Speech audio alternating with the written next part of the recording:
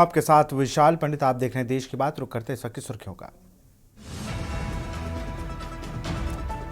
संसद में बजट सत्र के छठे दिन कार्यवाही। लोकसभा और राज्यसभा में आज भी हंगामा। सपा सांसद ने भारतीयों के डिपोटेशन का उठाया मुद्दा। राहुल गांधी, संजय राउत, सुप्रिया सूले की संयुक्त प्रेस कॉन्फ्रेंस। राहुल का आरोप, महाराष्ट्र चुनाव के परिणामों में हेराफेरी की गई। ईसीआई बोले लिखित में जवाब देंगे। कोलकाता रेप केस और मर्डर केस में सीबीआई की फांसी की मांग वाली याचिका मंजूर। कलकत्ता हाईकोर्ट ने बंगाल सरकार की मांग खारिज की। कहा, राज्य को इसका अधिकार नहीं। महाराष्ट्र में जीबी सिंड्रोम से एक और मौत। मरने वालों की संख्या 6 हुई। कुल 173 मामले, 21 मरीज वेंटिलेटर पर, 55 आईसीयू में। महाकुंभ में फिर उमड़ी भीड़। 4 किलोमीटर लंबा जाम। अखाड़ों ने पैकिंग शुरू की। वीकेंड पर बढ़ेगी भीड़। जंक्शन पर वन वे सिस्टम लागू। एमपी राजस्थान में 36 किलोमीटर प्रति घंटे की रफ्तार से हवा चली। ठंड बढ़ती। तमिलनाडु में ऊटी में पारा 2 डिग्री। आप देख रहे हैं के न्यूज, खबरों का सारथी। मुरैना से खबर है। पंचायत सहायक सचिव पर लोकायुक्त का छापा। पंचायत सहायक सचिव राम अवतार धाकड़ के यहां छापा।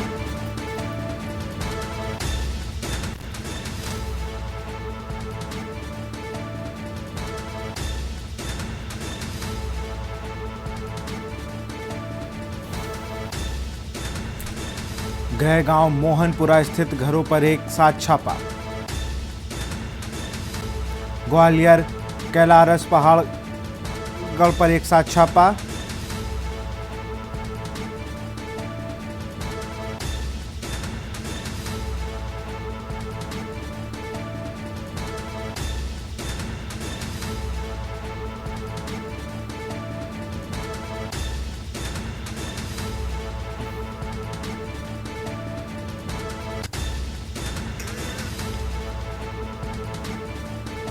पंचायत सहायक सचिव राम अवतार धाकड़ के यहां छापा।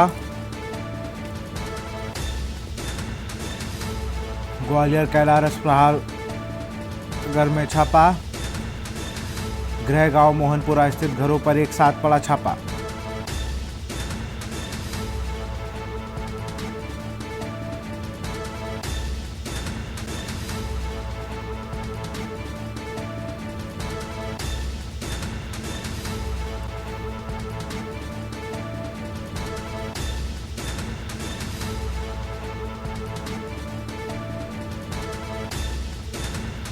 मुरैना से खबर, पंचायत सहायक सचिव पर लोकायुक्त का छापा।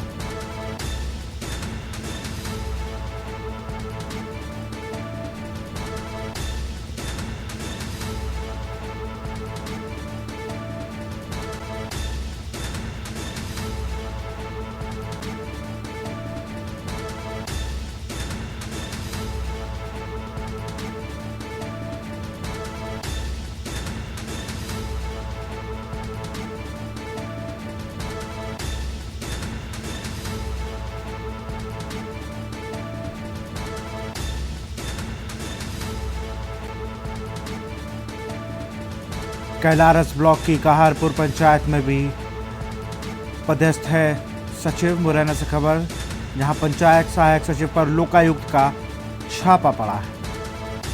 पंचायत सहायक सचिव राम अवतार धाकड़ के यहां छापा।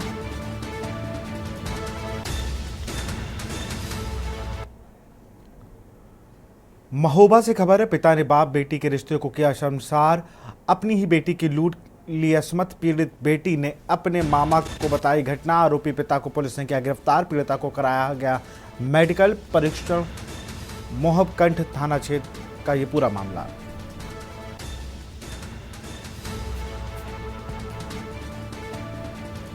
आरोपी पिता को पुलिस ने किया गिरफ्तार।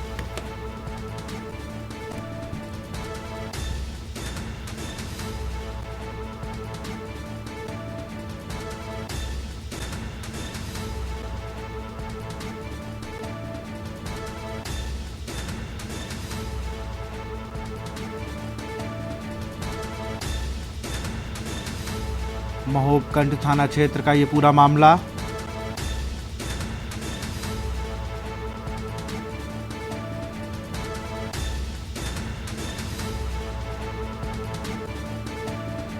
अपनी ही बेटी की लूट ली असमत।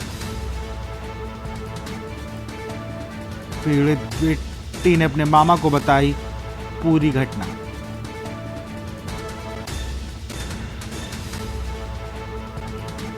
और इसी खबर पर अधिक जानकारी के साथ हमारे संवाददाता अनुराग पचौरी फोन लाइन पर जुड़ चुके हैं। अनुराग, अगर बात की जाए तो बहुत ही मन को विचलित कर देने वाली घटना, जहां पर एक पिता ने ही अपनी बेटी की किस्मत लुटी है। जी हाँ, हम आपको बता दें कि ये मामला महोत्सव थाने का है। ये रिश्तों को कलंकित करने का मामला है। अपनी ही बेटी के साथ 2 बार गलत करने किया गया। बेटी ने अपने मामा को बताया, मामा ने इसकी सूचना पुलिस को दी। पुलिस ने आरोपी को गिरफ्तार कर उसे विधिक कार्रवाई किया।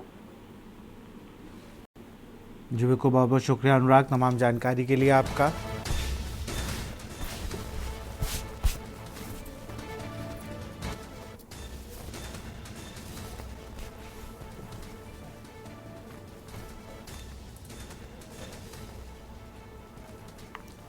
महोबकंड थाना क्षेत्र का ये पूरा मामला है।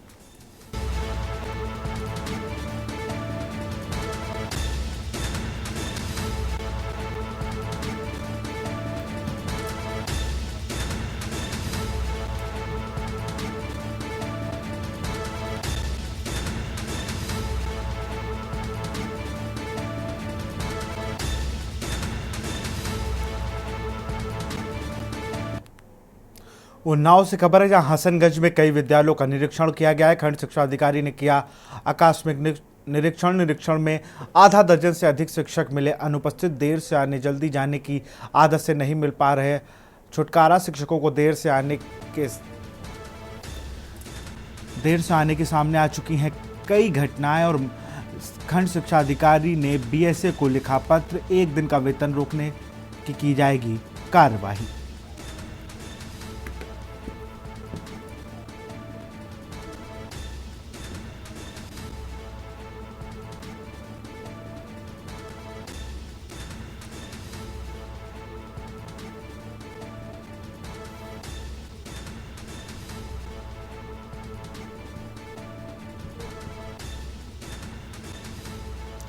और इसी खबर पर अधिक जानकारी के साथ हमारे संवाददाता उन्नाव से जुड़ चुके हैं अंकुर से। अंकुर, अगर बात की जाए तो लगातार बच्चों के भविष्य के साथ खिलवाड़ किया जा रहा है, जहां पर शिक्षक देर से भी आते हैं और जल्दी चले आते हैं। अंकुर जी कहना चाहूंगा कि उन्नाव जनपद का विकासखंड हसनगंज है, जहां पर आज खंड शिक्षा अधिकारी मुनीन कुमार ने एक औचक निरीक्षण किया, जिसमें लगभग उन्होंने आधा दर्जन विद्यालयों का निरीक्षण किया। और विकासखंड का एक विद्यालय है, उच्च प्राथमिक विद्यालय सैरपुर, वहां पर केवल प्रधान शिक्षिका और इंचार्ज शिक्षिका जो है वो मिली और एक सहायक मिला, और बाकी 5 वहां पे नियुक्त जो अध्यापक है नदारत मिले। इसी के साथ उसी के बगल में एक प्राथमिक विद्यालय पता चढ़ा है, वहां पर भी शिक्षक जो है नदारत मिले। ये एक ताजा मामला यही नहीं है। इससे पहले भी अपने चैनल ने एक खबर चलाई थी, 12 बुजुर्ग ग्राम पंचायत इसी विकास खंड में पड़ता है, जहां पर एक भी शिक्षक उपस्थित नहीं था। खंड शिक्षा अधिकारी मौके पे जाते हैं, सिर्फ कार्यवाही के नाम पे 1 दिन का वेतन रोकने के लिए पत्र भेज देते हैं, लेकिन उसके बाद भी शिक्षकों का रवैया बदलने वाला नहीं है। लगातार ये इस तरीके के जो प्रकरण सामने आते हैं, लेकिन कार्यवाही कहीं ना होने पर इनका मनोबल पूरी तरीके से बढ़ा हुआ है। और केवल पत्राचार कर देना या 1 दिन का वेतन रोक देना, तो लगता है कोई कार्यवाही इन लोगों के समझ के परे है। और शायद ये पत्राचार केवल दिखावे के लिए ही होता है। और बहुत से विद्यालय ऐसे हैं जहाँ पर बच्चों की संख्या 5 या 10 ही प्रतिदिन के हिसाब से होती है। वहाँ पर शिक्षकों के द्वारा प्रयास भी नहीं किया जाता है कि बच्चों के रजिस्ट्रेशन को बढ़ाया जाए। जी बिल्कुल अंकुर, बहुत बहुत शुक्रिया आपका तमाम जानकारी के लिए।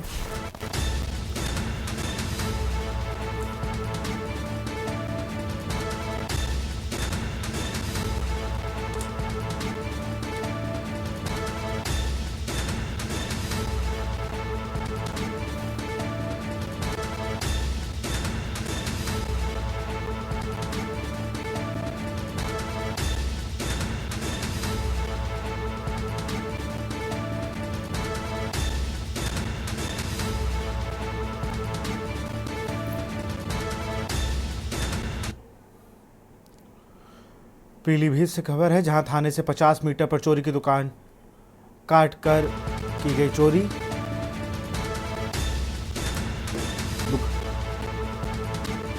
दुकान काट कर चोरी की बड़ी वारदात। जनरल स्टोर की दुकान से लाखों की चोरी।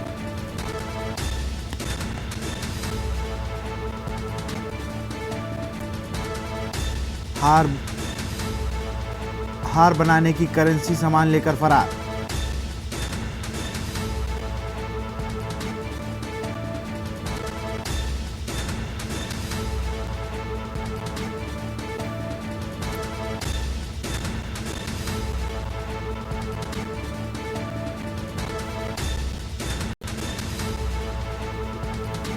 और इसी खबर पर अधिक जानकारी के साथ करण सिंह हमारे साथ संवाददाता जुड़ चुके हैं। करण, अगर बात की जाए तो यहाँ पर तो पुलिस का फेलियर है, जहाँ पर रात्रि गश्त की तो पोल खुल गई है, मात्र 50 मीटर दूर चोरी हो गई।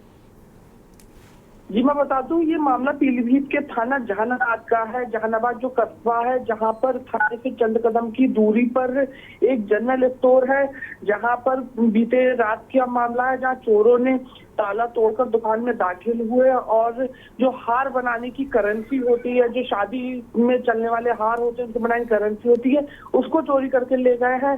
हालांकि अन्य सामानों को भी चोरी करके ले गए हैं, जो शादी में मिलने वाले अन्य सामान होते हैं उसको भी चोरी करके ले गए हैं। कुल मिला के देखा जाए तो थाने से चंद कदम की दूरी पर ये चोरी होना पुलिस के इकबाल को चुनौती देने जैसा है। बता दूं, घटना के बाद सुबह मौके पे पुलिस पहुंची है। पुलिस ने सुरागरफी करी है और वहां के लोगों से बातचीत कर रही है। हालांकि व्यापारियों को लेकर इसमें काफी रोक देखा जा रहा है। पुलिस का क्या कुछ कहना है करण, इस पर पुलिस क्या कुछ कह रही है? पुलिस का देखिए साफ तौर पर कहना है कि पुलिस जल्दी मामले का वर्कआउट करेगी। पुलिस अभी सीसीटीवी खंगालने में जुटी हुई है और चोरों के को लेकर वो सुरागरफी लगातार कर रही है। बहुत बहुत शुक्रिया आपका तमाम जानकारी के लिए।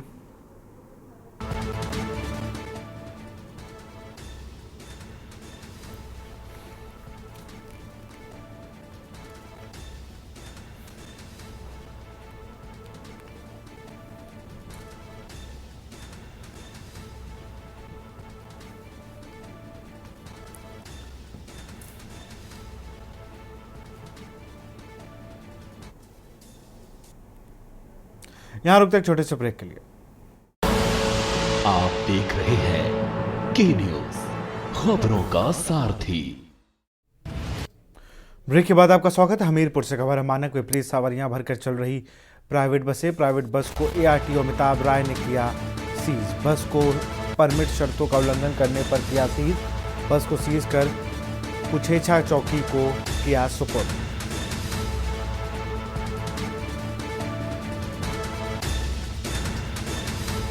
बस को सीज कर कुछेछा चौकी को किया जाएगा सुपुर्द।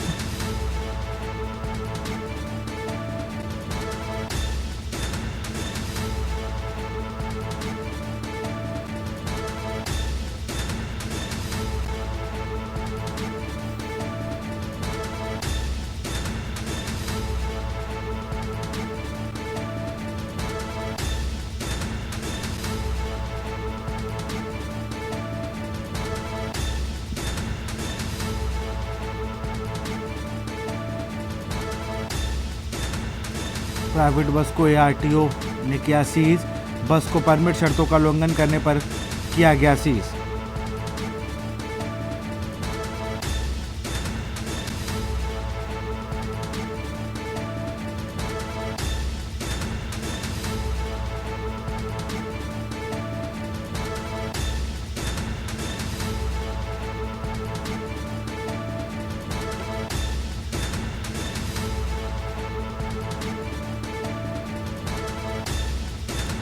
सदर कोतवाली क्षेत्र के जेल रोड का ये पूरा मामला।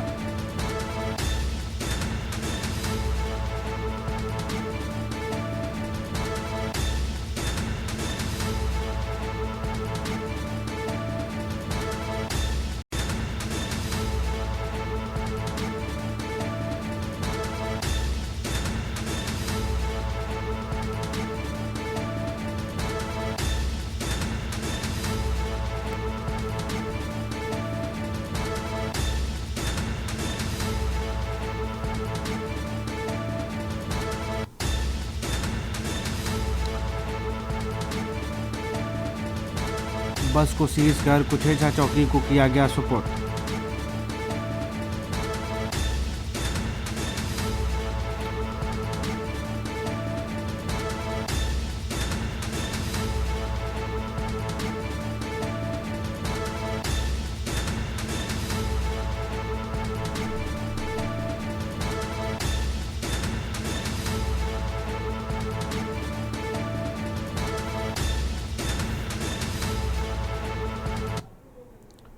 बरेली से खबर शुरू होगा फाइलेरिया उन्मूलन अभियान। 10 फरवरी से शुरू होगा विशेष कार्यक्रम अभियान। 15 दिन का होगा विशेष कार्यक्रम अभियान। अभियान के तहत खिलाई जाएगी फाइलेरिया की दवाई। 545 टीमें घर घर जाकर करेंगी दवाई वितरण। 21,89,950 आबादी का है लक्ष्य। जागरूकता अभियान चलाने के लिए किए जाएंगे कार्यक्रम। भमौरा, कोयरा, फरीदपुर प्रभावित ब्लॉक पर रहेगी नजर। सीएमओ ने पत्रकारों को खिलाई फाइलेरिया की दवा।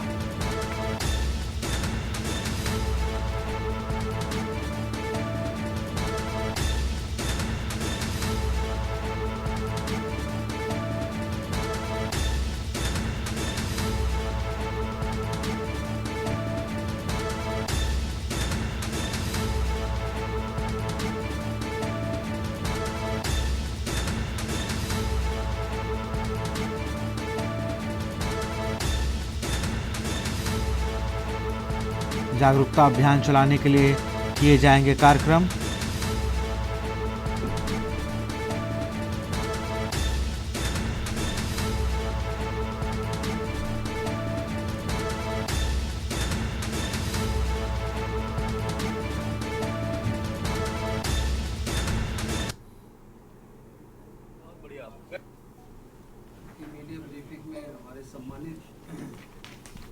आपको अवगत कराना चाहता हूँ कि हमारी जो जनपद बरेली में 3 ब्लॉक में ये अभियान चलाया जा रहा है, जो 10 तारीख से 25 फरवरी तक संपन्न होगा। इसमें 545 टीमें हमारी लगाई गई हैं, जिसमें जनसंख्या जो हमारी 6,51,000 कवर होगी और 2 साल से ऊपर वाले बच्चों और बुजुर्ग महिला पुरुष सभी को खिलाई जाएगी। और इसमें यही है कि आशा, चूंकि हर गांव में हमारी आशाएं हैं, हर वार्ड में हमारी आशाएं हैं काम कर रही हैं, तो आशाओं के माध्यम से हम लोग उन लोगों को दवा खिलाएंगे, जिसमें 3 तरह की दवा होंगी। बाराबंकी से शुरू होगा फाइलेरिया उन्मूलन अभियान। 10 फरवरी से शुरू होगा विशेष कार्यक्रम अभियान। 15 दिन का होगा विशेष कार्यक्रम अभियान। अभियान के तहत खिलाई जाएगी फाइलेरिया की दवाई। 1795 टीमें घर घर जाकर करेंगी दवाई वितरण। 299 सुपरवाइजर किए गए हैं तैनात। 10 फरवरी से शुरू होगा विशेष कार्यक्रम अभियान। अभियान के तहत खिलाई जाएगी फाइलेरिया की दवाई।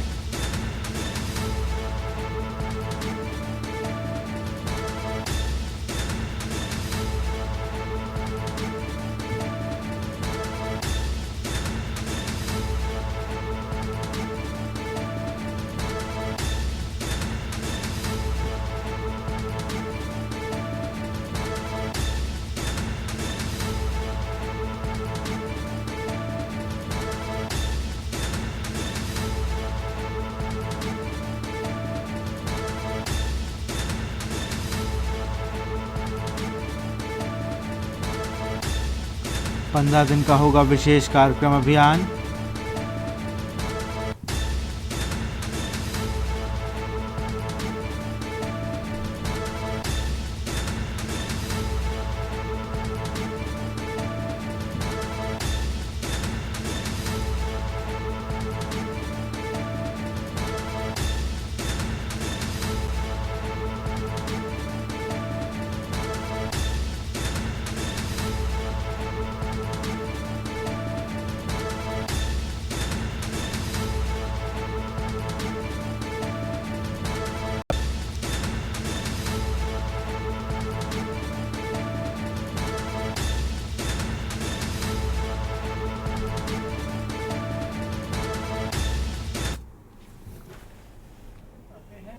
फाइलेरिया एक पैरासाइट से, एक निमेटोड से पैरासाइट होता है जिसको वुचेरेरिया बैंकरटाई कहते हैं, उससे होती है और इसका वाहक एक मॉस्किटो होता है, फीमेल क्यूलेक्स के नाम से जाना जाता है।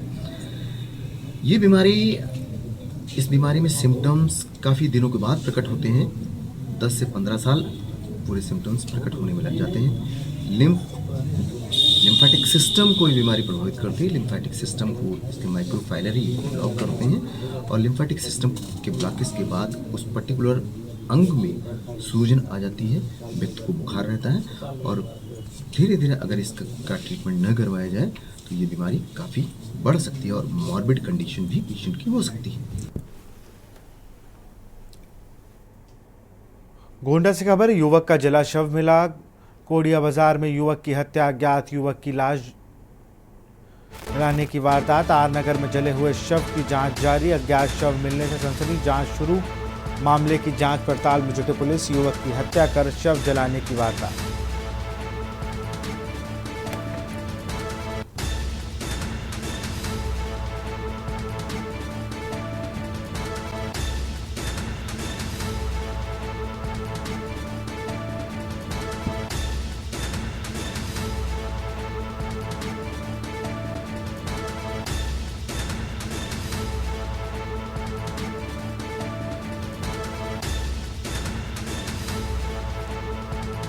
युवक की हत्या कर शव जलाने की वारदात।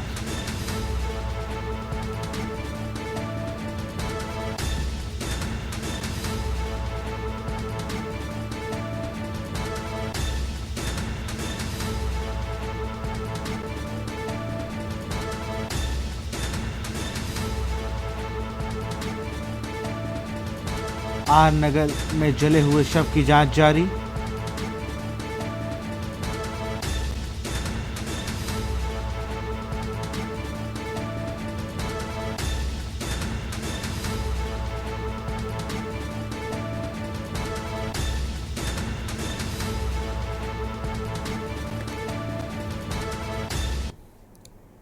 और यहाँ रुकते एक छोटे से ब्रेक के लिए। आप देख रहे हैं के न्यूज, खबरों का सारथी।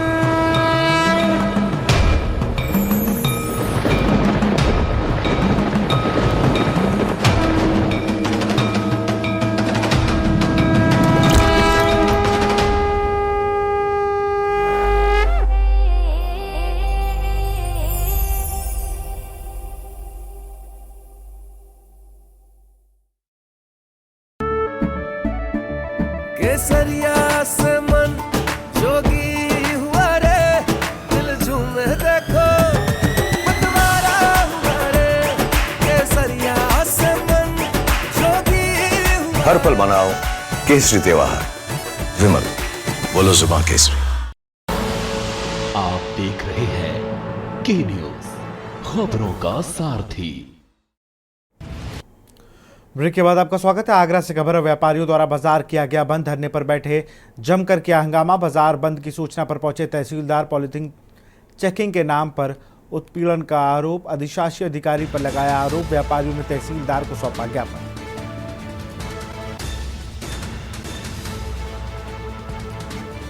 धरने पर बैठे जमकर किया हंगामा।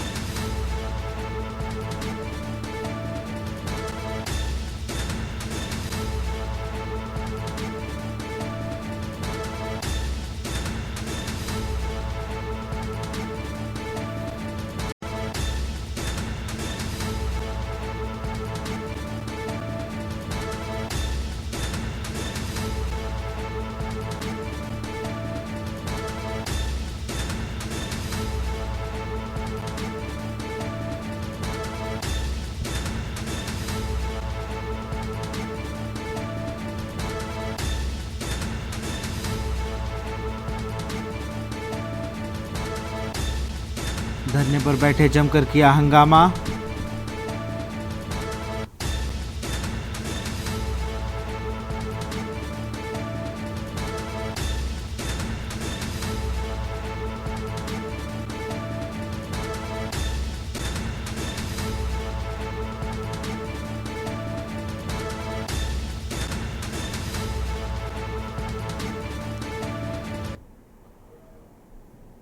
और इसी बीच प्रयागराज से खबर आपको बता रहे हैं। गुजरात सीएम भूपेंद्र पटेल ने लगाई आस्था की डुबकी।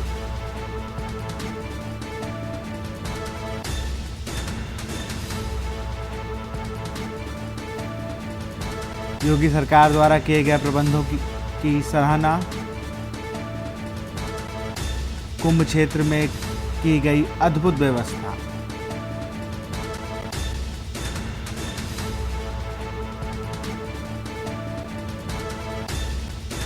कुंभ क्षेत्र में की गई अद्भुत व्यवस्था।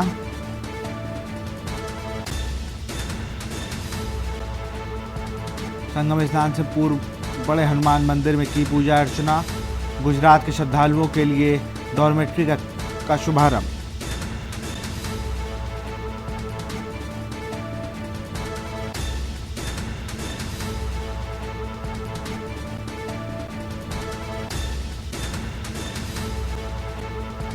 योगी सरकार द्वारा किए गए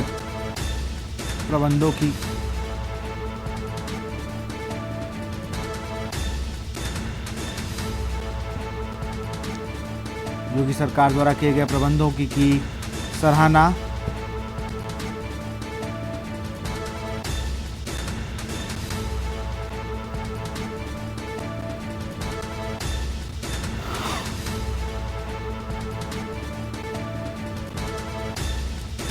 गुजरात के श्रद्धालुओं के डॉर्मेट्री का भी किया शुभारंभ।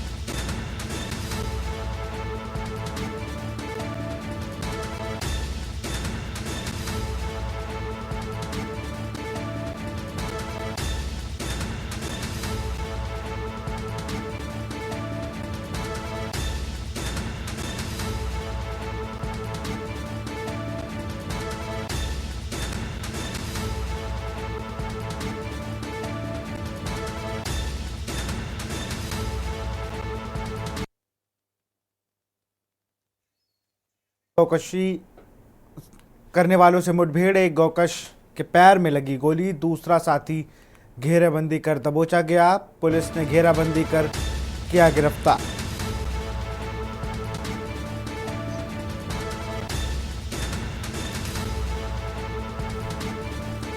पुलिस ने घेराबंदी कर किया गिरफ्तार। एक गौकश के पैर में लगी गोली।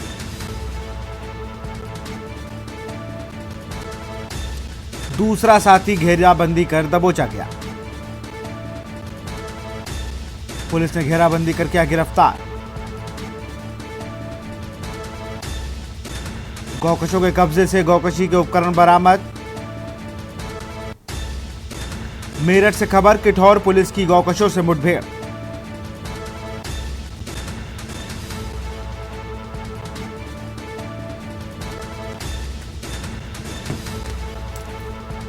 दूसरा साथी घेराबंदी कर दबोचा गया।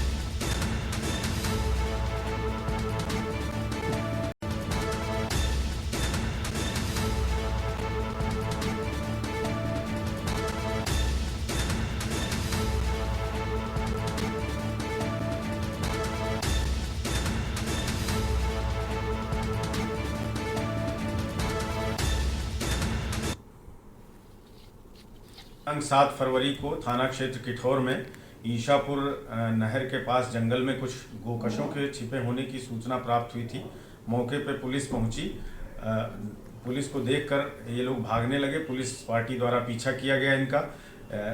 इन बदमाशों ने पुलिस पार्टी पे फायर कर दिया। पुलिस की जवाबी सेल्फ डिफेंस की फायरिंग में इनमें से एक बदमाश घायल हुआ है, जिसकी पहचान खालिद नामक व्यक्ति के रूप में हुई है, जो राधना गांव का निवासी है, थाना क्षेत्र किठौर का। इसको प्राथमिक उपचार के लिए हॉस्पिटल भेज दिया गया है। मौके से इसका एक साथी बाबू उर्फ दासी, जो राधना का ही निवासी है, उसको भी अरेस्ट किया गया है। इनके पास से 2 तमंचे, कुछ कारतूस और जो गोकशी की घटना में प्रयोग किए जाने वाले उपकरण, रस्सी, लकड़ी के गट्टे, कुल्हाड़ी, छुरी वगैरह बरामद हुए हैं। ये जो घायल व्यक्ति है, इसका विस्तृत आपराधिक इतिहास है। गैंगस्टर सहित अन्य मुकदमे इसके ऊपर पंजीकृत हैं और गोकशी की घटना में भी पहले जेल जा चुका है। जो विधिक कार्यवाही है वो थाना किठौर के द्वारा निष्पादित की जा रही है। और इसी खबर पर अधिक जानकारी के साथ हमारे संवाददाता राजू शर्मा जुड़ चुके हैं। राजू, अगर बात की जाए तो एक ये बड़ी कामयाबी है पुलिस के लिए। हाँ बिल्कुल, देखिए मेरठ पुलिस के हाथ बड़ी कामयाबी लगी है। सुबह से अगर दोपहर तक की बात करें तो मेरठ पुलिस की गोकसों से तीसरी मुठभेड़ है। सुबह गोकसों से मुठभेड़ हुई, उसमें 2 जो गोकस थे वो मुठभेड़ के दौरान गिरफ्तार किए। साथ ही 4 अन्य जो उनके साथी थे उन्हें घेराबंदी करके गिरफ्तार किया गया था। और उसके बाद अब किठौर थाना पुलिस की गोकसों के साथ मुठभेड़ हुई है। उसमें एक जो गोकस है उसके पैर में गोली लगी और दूसरे गोकस को घेराबंदी कर गिरफ्तार किया गया।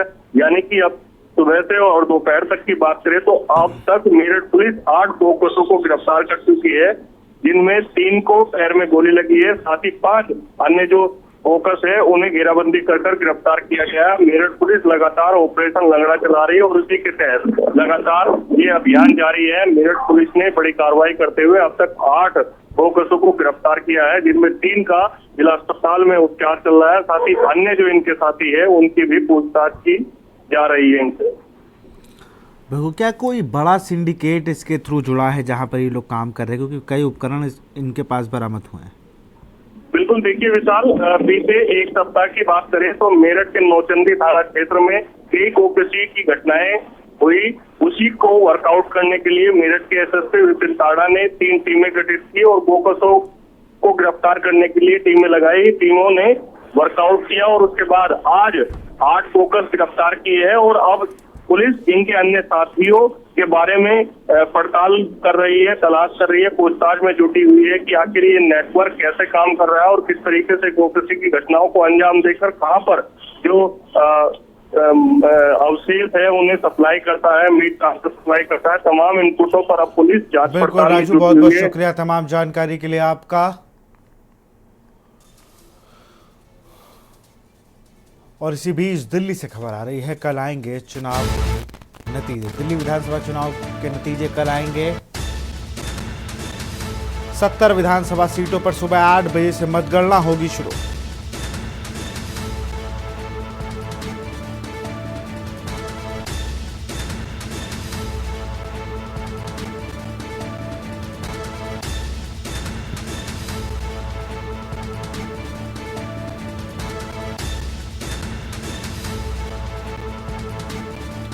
सबसे पहले पोस्टल बैलेटों की गिनती की जाएगी।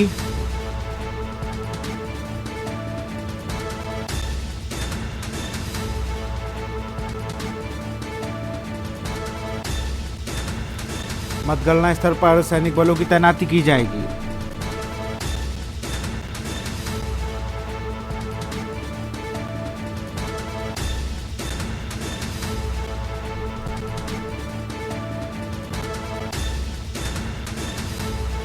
सबसे पहले पोस्टल बैलेट की जाएगी गिनती।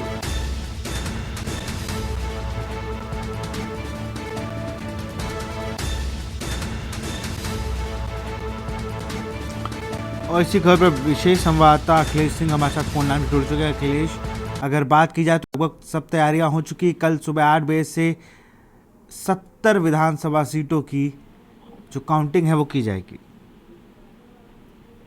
दिल्ली विधानसभा चुनाव के लिए वोटिंग के वक्त कल सुबह 8 बजे से मतगणना शुरू होगी और मतगणना के लिए निर्वाचन आयोग के तरफ से पूरी तैयारी कर ली गई है। 70 के 70 विधानसभा के रिटर्निंग ऑफिसर के साथ चुनाव आयोग, साथ ही साथ ऑब्जर्वर की ये एक मीटिंग हुई और इसको लेकर सभी के द्वारा चुनाव की मतगणना को लेकर तैयारी की गई और साथ ही साथ 24 घंटे जो 3 स्तरीय सुरक्षा स्ट्रांग रूम की लगाई गई थी उसको लगातार मॉनिटरिंग और साथ ही साथ 24 घंटे जो कैमरे रनिंग कर रहे थे उनको लेकर एक बैठक की गई और बैठक के साथ ही साथ कल सुबह 8 बजे से शुरू होने वाली मतगणना को लेकर किया गया सारा। और इसके साथ ही साथ इस मतगणना में करीब 5000 कर्मचारियों को लगाया गया जो मतगणना सुचारू रूप से और निष्पक्ष तरीके से मतगणना हो सके, इसके लिए पूरी व्यवस्था की गई। इसमें मतगणना के दौरान ऑब्जर्वर, मतगणना सहायकों और माइक्रो ऑब्जर्वर, सांख्यिकी कर्मचारियों को भी इसमें लगाया गया। इसके साथ ही साथ ये 100 से अधिक सहायक कर्मचारियों को भी लगाया गया है ताकि वो मतगणना के दौरान इसमें सहयोग कर सके और किसी तरह की कोई भी समस्या आती है उसको किया जाए। इस तरह के लिए दिल्ली के 19 स्थानों के विधानसभा क्षेत्रों में कुल 70 स्ट्रांग रूम बनाए गए हैं जहां पर ईवीएम को रखा गया है। ईवीएम और वीवीपैट को सुरक्षित और सुनिश्चित तरीके से मतगणना तक ले जाने और मतगणना टेबल पर उनकी मतगणना कराना, ये सब चीजों के लिए तैयारी पूरी दिल्ली के द्वारा की गई है। वहीं दिल्ली पुलिस के द्वारा सुरक्षा व्यवस्था की तैयारी की गई कि मतगणना और मतगणना के दौरान किसी तरह की एक दूसरे प्रत्याशियों को लेकर झड़प न हो और उसके बाद अगर कोई मतगणना के बाद जो प्रत्याशी जीतता है वो किसी भी राजनीतिक दल का हो वो जुलूस नहीं निकालेंगे। इसके लिए पुलिस ने तैयारी की है और इसके लिए बाकायदा निर्वाचन आयोग की तरफ से भी पुलिस को अलर्ट किया गया है किसी को भी जीत का जुलूस नहीं निकालने दिया जाए और उनको शांति तरीके से जीत का जश्न मनाने देने की परमिशन दी गई। तो इस तरह से कुल मिला के देखा जाए कि दिल्ली के 19 स्थान है जहां पर 70 स्ट्रांग रूम में मतगणना 5000 कर्मचारियों की निगरानी में कल सुबह 8 बजे से शुरू हो जाएगी। बिल्कुल, बहुत बहुत शुक्रिया अखिलेश आपका तमाम जानकारी के लिए। तो मतगणना स्थल पर अर्धसैनिक बलों की तैनाती की जाएगी।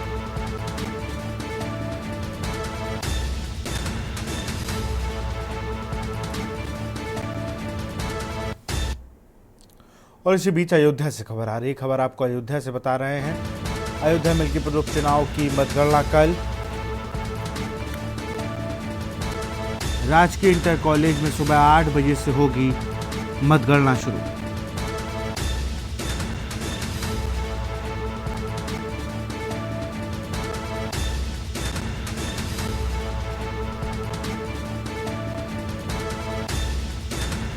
राजकीय इंटर कॉलेज में सुबह 8 बजे से शुरू होगी मतगणना।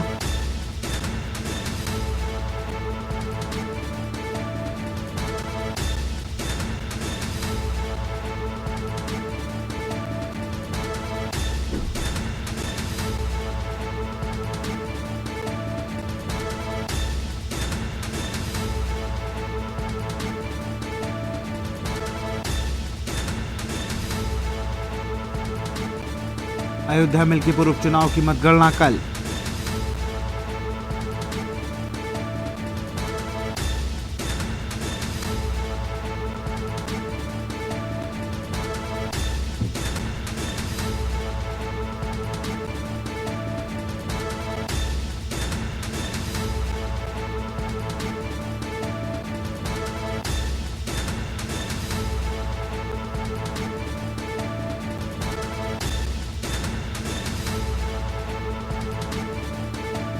मतगणना के लिए तैयारियां पूरी। 30 राउंड में पूरी होगी मतगणना। चुनाव परिणाम को लेकर मतगणना में कड़ी निगरानी।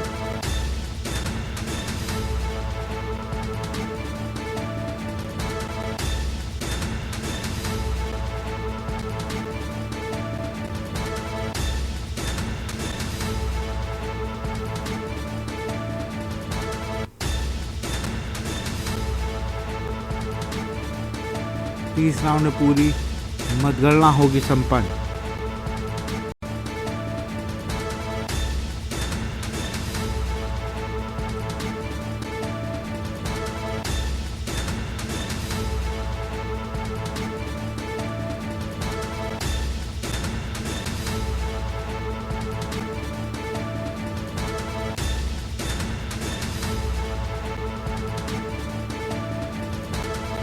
अयोध्या से खबर, मिल्कीपुर उपचुनाव की मतगणना कल।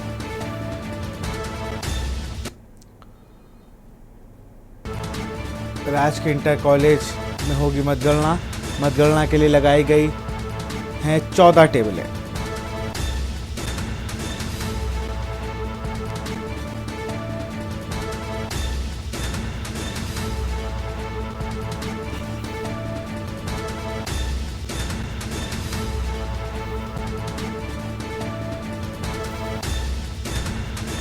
और इसी खबर पर अधिक जानकारी के साथ शिवेंद्र हमारे संवाददाता फोन लाइन में जुड़ चुके हैं। शिवेंद्र, अगर बात की जाए तो लगभग तैयारियां पूरी कर ली गई है मतगणना की।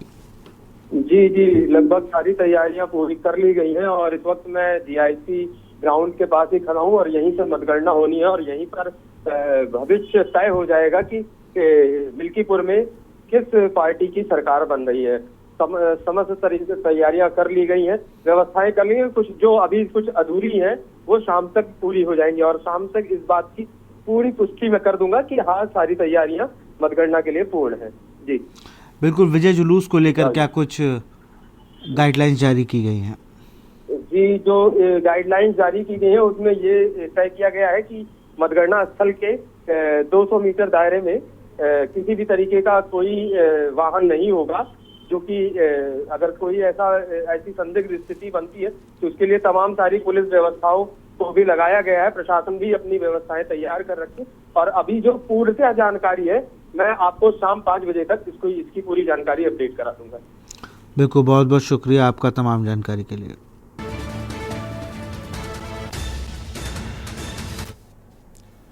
मुरादाबाद से खबर है, नाबालिगों ने 5 स्कूली छात्राओं को कुचला। कार सवार नाबालिग लड़कों ने छात्राओं को मारी टक्कर। स्कूल जा रही 5 छात्राओं को मारी टक्कर। 5 छात्राएं गंभीर रूप से घायल। शिरडी साईं पब्लिक स्कूल के पास हुआ हादसा। पुलिस ने आरोपियों को गिरफ्तार कर कार बरामद की।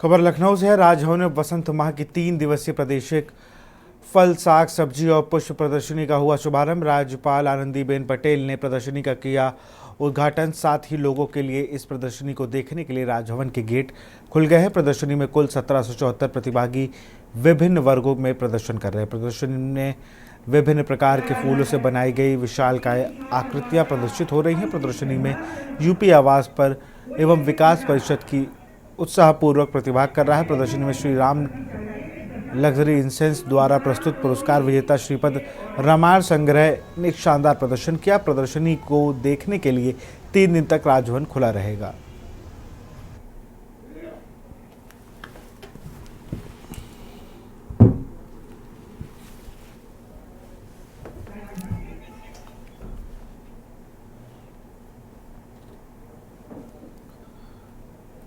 और इसी बीच मुरादाबाद से खबर आ रही है। मुरादाबाद से खबर, नाबालिगों ने 5 स्कूली छात्राओं को कुचला।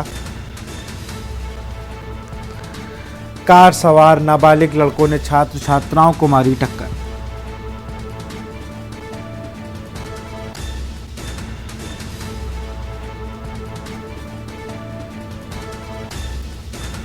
पांच छात्राएं गंभीर रूप से घायल।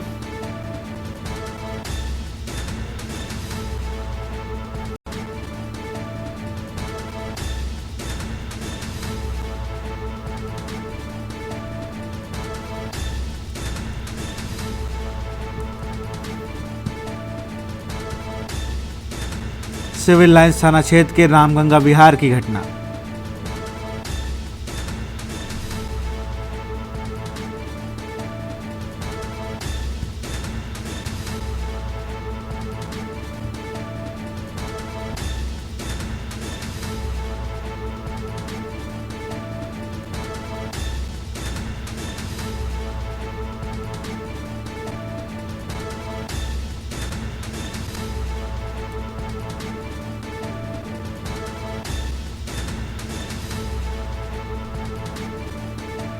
पुलिस ने आरोपी को गिरफ्तार कर कार बरामद की।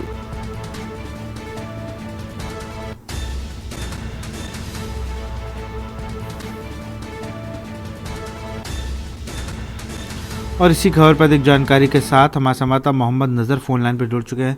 नज़र, अगर बात की जाए तो 5 स्कूली छात्राओं को कुचलने वाला आरोपी गिरफ्तार कर लिया गया है। जी बिल्कुल, थाना सिविलियन क्षेत्र के रामगंगा थाना इलाका का मामला है, जहाँ 5 छात्राएं स्कूल की छुट्टी के बाद अपने घर जा रही थी। बीच में एक नाबालिग युवक ने उन्हें कार से कुचला है। हेलो, आपकी आवाज हम तक आ रही है, अपनी बात को पूरा करें।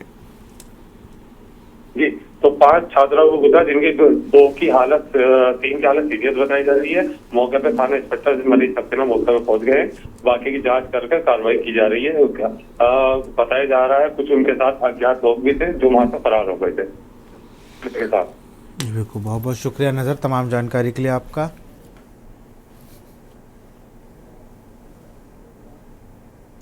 खबर गाजियाबाद से है, जहां लोनी बोहपुरा मार्ग पर विद्युत कर्मचारियों का शव रखकर ग्रामीणों ने जमकर प्रदर्शन किया। लेकिन उससे पहले आपको अलीगढ़ से बड़ी खबर बता रहे हैं। दर्दनाक हादसे में दर्जन भर लोग हुए घायल।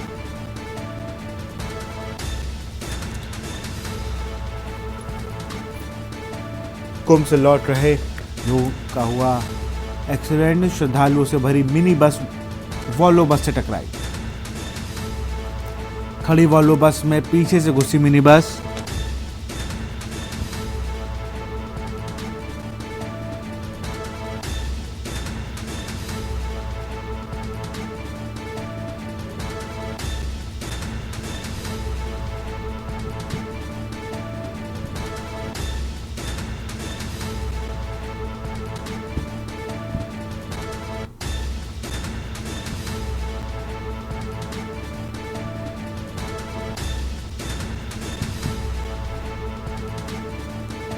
यमुना एक्सप्रेसवे पर 46 नंबर माइल्ड स्टोन की घटना।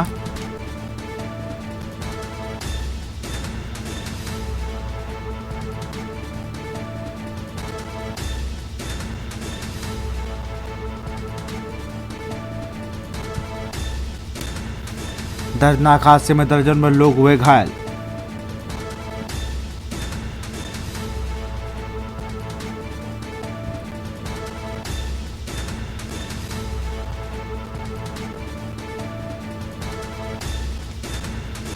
खड़ी वॉल्वो बस में पीछे से घुसी मिनी बस।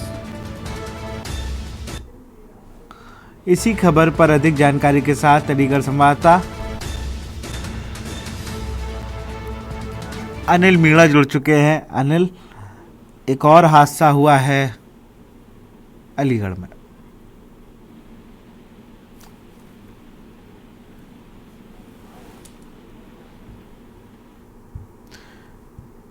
तो अनिल से हमारा संपर्क टूट गया, फिर से उनसे जोड़ने की कोशिश करेंगे। दर्दनाक हादसे में दर्जन भर लोग हुए घायल। ये थाना टप्पल जनपद अलीगढ़ से संबंधित प्रकरण है। थाना टप्पल के यमुना एक्सप्रेसवे के 46 माइल स्टोन के करीब आज सुबह 5:30 बजे एक ट्रेवलर गाड़ी जो कि हरियाणा के सवारियों को प्रयागराज से हरियाणा लेके जा रही थी, तो उसके द्वारा एक्सप्रेसवे के किनारे ही खड़ी एक डबल डेकर बस में पीछे से टक्कर मार दिया गया, जिसके परिणाम स्वरूप ट्रैवलर गाड़ी में सवार 2 व्यक्तियों की जो कि हरियाणा के रहने वाले हैं, उनकी मृत्यु हो गई। मृत्यु उपरांत उनके शव का पंचायतनामा भर के पीएम की कार्रवाई की जा रही है। उस बस ट्रैवलर गाड़ी में सवार जो अन्य घायल व्यक्ति हैं उनको उपचार के लिए निकटवर्ती सीएचसी में दाखिल किया जा चुका है। इसी खबर पर अधिक जानकारी के साथ हमारे संवाददाता अनिल मीणा फिर से हमारे साथ जुड़ चुका है। अनिल, अगर बात की जाए तो कुंभ से लौटे श्रद्धालुओं के साथ हादसा हुआ है। देखिए, बिल्कुल विशाल, मैं आपको बताऊं, जनपद अलीगढ़ के टप्पल थाना इलाके का मामला है। यमुना एक्सप्रेस के 46 नंबर के माइल स्टोन पर भीषण सड़क हादसा हुआ। अगर बात की जाए उसमें सड़क हादसा 2 लोगों की मौके पर ही दर्दनाक मौत हो गई और दर्जन भर लोग घायल किए जा रहे हैं। बताया जा रहा है कि जो हादसे का कारण बताया जा रहा है, सुबह 5:30 जो हादसा हुआ है, इसमें जो ड्राइवर है उसको नींद का कारण बताया जा रहा है। हालांकि अधिकारी वहाँ घटना की सूचना पाती मौके पर पहुंचे। रेस्क्यू करने के बाद में वहाँ के जो 2 लोग जो मृत अवस्था में थे उनको पंचनामा भर के पोस्टमार्टम के लिए पुलिस के द्वारा भेज दिया गया है। जो घायल थे उनको नजदीकी अस्पताल उसमें हॉस्पिटल में भर्ती कराया गया। अभी घायलों की जो बातें लोगों की हालत अभी नाजुक बताई जा रही है। हालांकि की बात करें तो यहाँ के बाधित होने की वजह से जो पुलिस प्रशासन ने जो वाहन क्षतिग्रस्त हुए थे उनको वहाँ से एक साथ जेसीबी से हटा के अलग करा दिया, यातायात को चालू करा दिया। लेकिन अगर बात किया जिस तरह से जो हादसा हुआ है, बिल्कुल अनिल, बहुत बहुत शुक्रिया आपका तमाम जानकारी के लिए।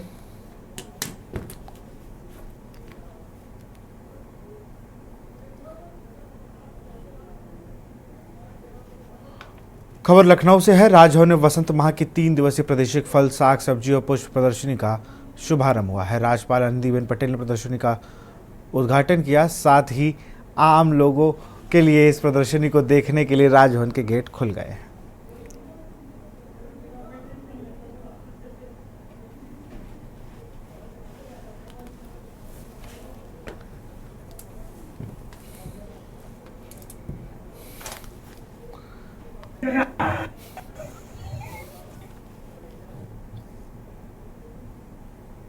तो फिलहाल देश की बात में इतना ही। देखते रहिए के न्यूज़ इंडिया। नमस्कार। आप देख रहे हैं के न्यूज़, खबरों का सारथी।